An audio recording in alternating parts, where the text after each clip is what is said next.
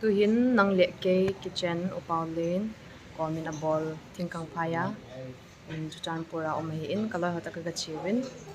anom he zing e man hai bol bol hai as ta thau ni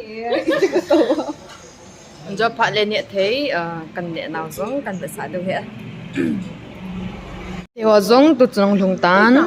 chi fried rice hin chi chicken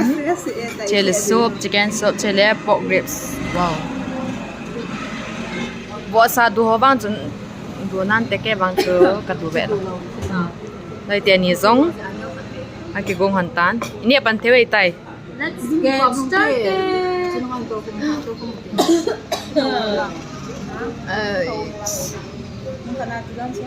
ne pan tawin atui thei le zinge Restuarant anh nehthei.